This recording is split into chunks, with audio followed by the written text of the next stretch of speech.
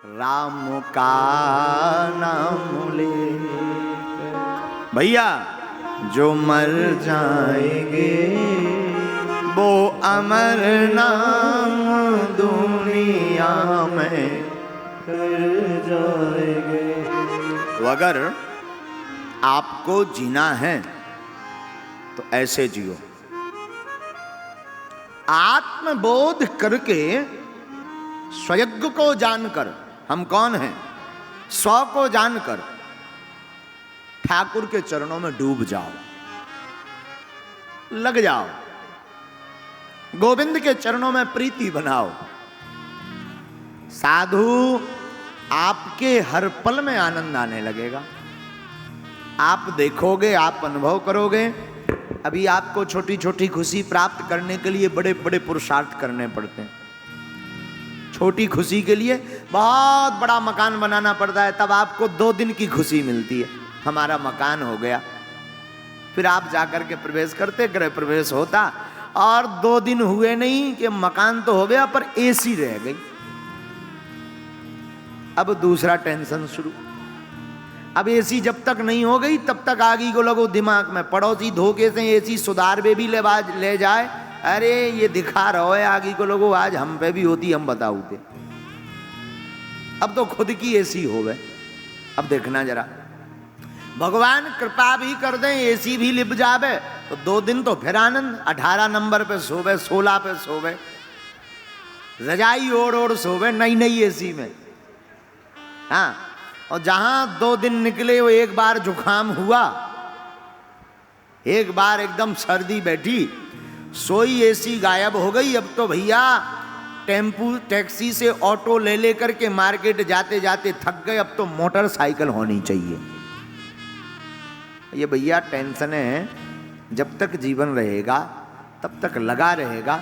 ये छोटी छोटी खुशियां प्राप्त करने के लिए आप कितने प्रयत्न नहीं करते, रात गवाते, दिन गवाते, क्या क्या नहीं करते और क्या क्या करने के लिए उत्सुक नहीं हो। अगर आप जिंदगी में हर पल मुस्कुराना चाहते हो तो आप ठाकुर के हो जाओ और ठाकुर आपके हो जाएं। अगर आप हर पल मुस्कुराना चाहे। अच्छा, यहां पर सब विद्वान बैठे हैं, क्या अभी कभी आपने विचार किया कि जो मरघट यात्रा निकलती है उसमें 3 चीजें क्यों फेंकी जाती हैं 100 पर? पूछो क्या क्या? बतासा, बतासा जानते हो ना? बतासा, रुपया और मखाने। मखाने क्यों फेंके जाते हैं? क्यों फेंके जाते हैं?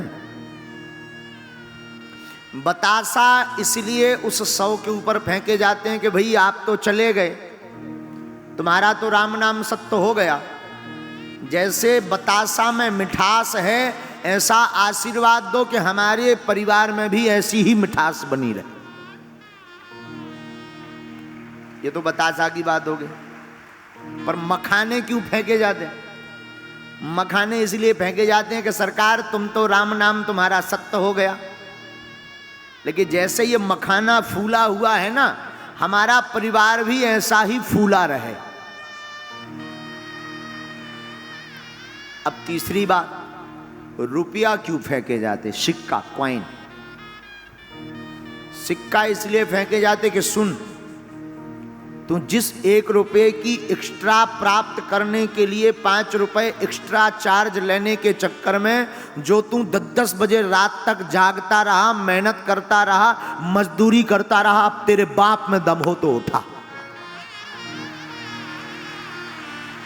हाँ, अब तेरे बाप में दम हो तो उठा। तो वो डला रहता, कोई प्रतिक्रिया नहीं देता। देता है क्या? हाँ जी या ना जी? सिक्का इसलिए कॉइन फेंके जाते हैं कि जिन चंद रुपयों की कमाई के लिए तूने भगवान की भक्ति छोड़ी, भजन छोड़ा, कथा छोड़ी, सत्संग छोड़ा, अब मरने के बाद तेरी जेब में कफन हो और तुझ में दम हो तो उठा, ये डले तेरी छाती के ऊपर। रात गवाई सोए कर, दिवस गवाया खाए, हीरा जन्म अनमोल था, कौड़ी बदले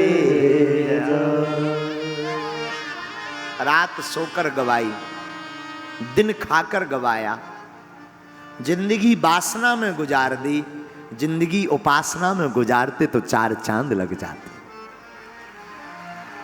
और याद रखना, भगवान की भक्ति बहुत से लोग ठाकुर जी हाथ में ले लिए, तिलक मंदन लगा लिया, गोमुखी गले में डाल ली, माला ले ली, अब चले जा रहे, चले तो जा रहे पर कचौड़ी पे ध्यान है। आह क्या गजब की कचौड़ी बन रही, 2 ठैया डकार लेते आनंद आ जाता। ठटरी के भरे नक कटा है तो ये शर्म ना आई अपने में, ना है माला घिस रहो। कई लोग तो सीताराम सीताराम सीताराम सीताराम, समोसा ले आए, अरे 2 ठैया धर दो, माला करके खे भी सीताराम सीताराम, जब तक दूसरे न लगे सो खा ले। नक कट, एक तो दे छोड़ दे, माला करके समोसा खा। हम उन महापुरुषों को निवेदन कर रहे हैं जो दोनों एक साथ करना चाहते हैं, राम भी और काम भी। जहां राम तह काम नहीं, जहां काम नहीं राम, तुलसी कबहू न रही सके, रति रजनी ठाम।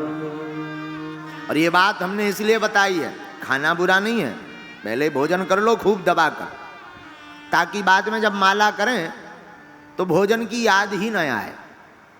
हम कहते पहले भूखे भजन न होई गोपाला, जा धरी तुम्हारी कंठी माला। हाँ, हमारा तो सूत्र ही अलग है, हमारे राम जी हैं ही उल्टे। हम एक बार केदारनाथ गए थे, केदारनाथ दर्शन कर लिया, तो पहले की बात ना बता, अभी सीधी डायरेक्ट बताएं, नहीं तो समय लगे। केदारनाथ दर्शन करवे गए, बढ़िया सुबह से तो भूखे रहे कि भगवान भोले बाबा के दर्शन होने, और जैसे ही नजदीक पहुंचे सो कचौड़ी बना तराव है। हमारे भीतर से केदारेश्वर महादेव बोले बेटा खा के आओ, भीतर से बोले। तो जो साथ में 2-3 चेला थे, हमने कहा यार कचौड़ी ले आओ कचौड़ी। अरे बोले अब दर्शन कर लो, फिर खाइयो, अभिषेक कर लो, दिन भर भूखे रहे, अब नजदीक आ गए तो भोजन। हम कही हमारे शंकर जी कह रहे बिना खाए नो एंट्री, झंझट ही खत्म। हाँ भाई हम होते अभिषेक करें, कचौड़ी में चित्त धरो रावे, बढ़िया बढ़िया तलत देख लो, या पहले खा लो, बाद में अभिषेक होगा, देखा जाएगा बात की बात। तो ये हमारा सिद्धांत, शायद किसी के मत में ना हो सिद्धांत, हमारे मत में ऐसा है, हमारी छोटी सी मति अनुसार, कि पहले खूब भोजन पालो, अगर भोजन ज्यादा भूख लगती है फिर माला इतनी रगड़ो कि भोजन पचाने के लिए चलना ना पड़े, माला में ही भोजन पच जाए और जिंदगी आनंद में गुजर जाए।